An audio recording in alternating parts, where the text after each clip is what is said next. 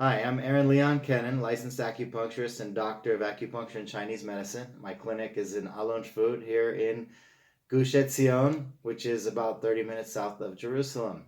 And today I'm going to be talking with you about the bay laurel. I'm excited to talk to you about this plant. I was excited to focus on this plant for today's plant walk because I grew up with a big bay laurel tree in my front yard, and I always had questions about it. So this gave me a chance to focus in and learn more about it. I grew up in Berkeley and Oakland, California, and there's a lot of parkland up in the Berkeley and Oakland hills, and there's another type of laurel tree growing up there that looks very similar and is a little different. So I always compared the two and I wondered. So we're going to be learning today about the bay laurel tree, which is also called sweet bay and has a number of other names. This is the plant that was used by the Romans and the Greeks to make wreaths of victory around their heads. And so we're going to be learning a little bit more about it. We're going to go outside and look at the tree. I do want to say before we go outside and take a look at the plant that this plant has many medicinal uses, but my personal experience with this plant is only as a cooking herb. So do your own research and find out about the medical uses. There are many claims, everything from cancer to diabetes and many other things.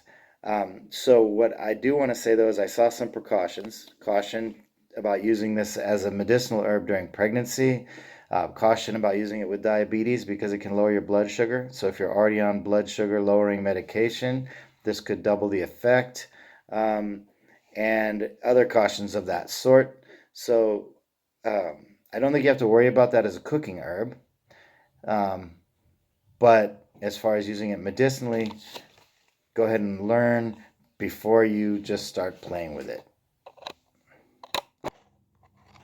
So I'm walking out of my house here in sunny blue sky. I don't know if it looks so blue on this video, but blue sky. Alonshvut here in Gush Etzion, about 30 minutes outside of Jerusalem, south of Jerusalem more or less. And just walking here, right side of my house.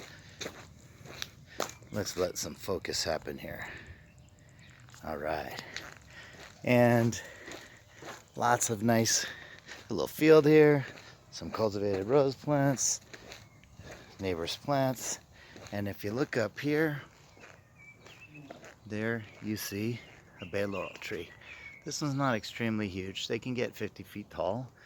Here for perspective is a one-story house. That is an aloe plant right there you can see. Various shrubs and bushes. And here we're coming close to the bay laurel tree. So how do you identify this tree? Well, a lot of trees and plants have similar looking leaves, and I'll go over in a moment in another video that I'll send after this one some of the identifying characteristics. But basically, the number of trees that look more or less like this, the leaves are generally kind of they're not exactly waxy, but they're a stiff, hard leaf, just a little bit shiny, and the underside is a lighter green than the top. You can see some other leaves nearby that are not totally dissimilar, but this is another plant. If you follow this down, this is coming from this bush here, and these leaves are fuzzy. The bay laurel leaves are not fuzzy. And another way is that oftentimes bay laurel leaves are they're eaten. Some sort of bug, I don't know exactly what. Maybe somebody watching this knows. It looks like a caterpillar, I'm thinking. Anyway, they're eaten. And then the main and final way to be sure you've got the bay laurel is you break off a leaf and you crunch it up and you smell it. Whoops. Sorry about wasting your leaf, tree. You smell it.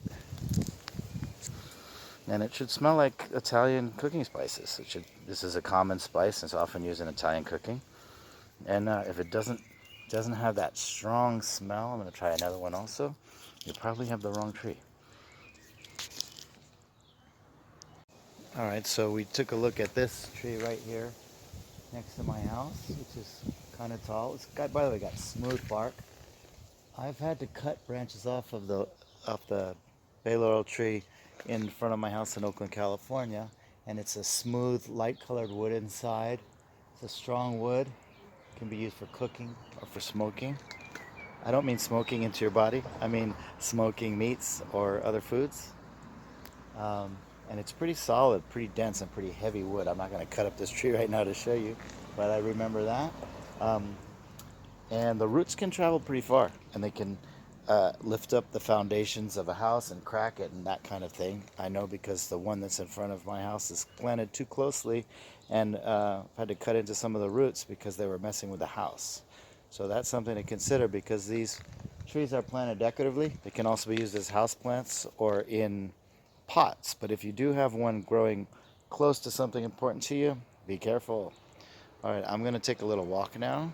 All right, now I'm walking from, if you hear me breathing hard, it's because I'm walking while I'm videoing.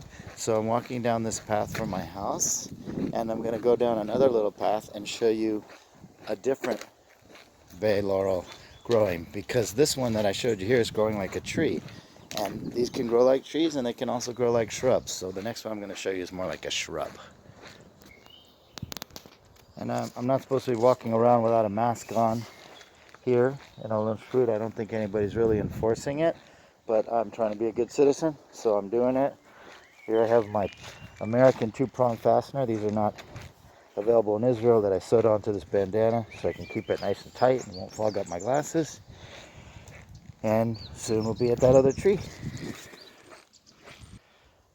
This is actually not the one that I was looking for, but just as I'm walking by, here we go. Partially eaten, dark green leaves, lighter green on the bottom, and I broke one of these leaves off and smelled it, and indeed this is bay laurel. And I can't really see, yeah, it's not a big tree, but it's growing right there on the way to the other one. I'm walking about, I don't know, what would be the equivalent of a city block as I'm walking here, just to give you an idea. All right, I'm about another, I don't know, 50 feet on from where I was, and I'm walking down a little path. There's lots of great herbs here. I see rosemary right there. Lots of good stuff growing everywhere. Looks like some wild lettuce maybe. Anyway, here we're coming along, and in a moment we'll be at this bay laurel, more like, almost like shrub as opposed to tree. I'm taking you along with me. Here we go. This looks like some of it. Here we see the leaf, dark green on top. These are bigger on this one, but same idea. Lighter green on the bottom. Smooth bark, hard, dense. Let's see, some of it's eaten. And gonna pause for a moment. All right, I'm taking off my mask to do this here. So here's this kind of small tree. I'm gonna take a nice piece, break it off, crumble it up, smell it. Yep, got the right one. And then if you look here, I don't know, I'm walking backwards so I don't have to flip the camera. You see kind of tree down here. It's almost shrub-like, but all of this is bay laurel. Another thing you can sometimes see on these is this kind of wavy edge on the leaf. They don't all do that. I don't know if that is a disease or if that's normal. I don't think it's problematic.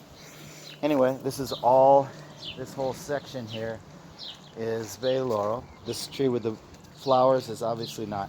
And this particular bay laurel, here you see a little bit of, you see that here? A little bit of white buds blossoming. The berries on this tree, which can be used medicinally, are typically red. There may be other varieties, I'm not sure. This tree is not blossoming much, but you can see the newer leaves, lighter colored. The lighter, newer leaves have much less of that herbal spice smell. All right, I came back to my house so that it would be a little more clear what's going on here with these leaves. And so these are some of the leaves from a bay laurel tree. And I want to talk about a couple of details. These are sometimes referred to as leathery. They are hard, and it takes some work to break one of these leaves. And they're sometimes referred to as shiny. I don't find them to be shiny unless you wash them off. But if you know, you could get them to shine a little bit, but they're not really shiny. not a bright shine like, say, ivy or something like that. As I told you before, they're darker on top and lighter on the bottom. And these technically are called lanceolate leaves, which means that they are shaped like the head of a lance, which means that they taper kind of to a point at the top and at the bottom. And they have a strong, you can really feel it, a strong central rib. It's got a raised, I can't tell how well it comes through in the video, but I can feel that with my thumb really strongly. It's raised, it's very fibrous and hard, and noticeable veins going off to the side that are basically coming from the same point on the leaf and going up. They're not lots of random patterns here. It's pretty obvious on both sides of the leaf what we're looking at.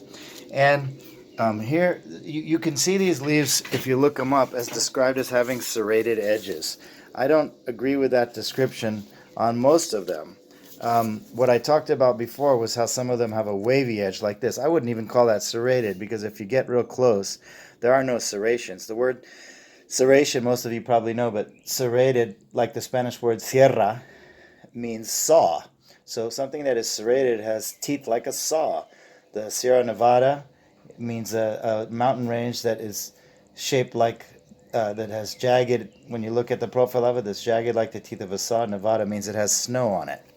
So this isn't really serrated in a true way, but it does, this one has a wavy edge. But it's not the majority of the leaves that have this, or on some plants you won't find it at all, and on other ones you will. So like I said, I don't know if that's natural or if that's the result of disease. And again, just to look up close, how I mentioned that sometimes you'll see that these leaves are eaten. And I don't know for sure what the animal is eating them, but that looks to me to follow the pattern that I've seen when plants are eaten by caterpillars, so I'm guessing that's what it is, but I don't really know. As far as using these leaves for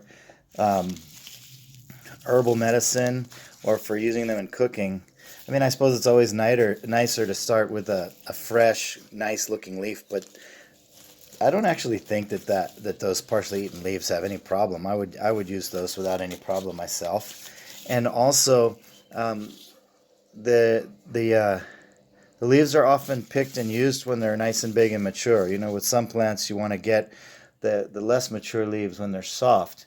But these, as they get older, they get a stronger scent, stronger smell, and it tends to be the full-size leaves that are used as a cooking spice, and they can be allowed to dry or used fresh, and I've been told that they keep their properties for about a year. I'm just breaking up the leaves a little bit, and I've thrown them in, and they'll add a nice flavor to the soup. I'm sure most of you have cooked with, sometimes it's called bay, sometimes it's called laurel, and sometimes it's called bay laurel. But there it is.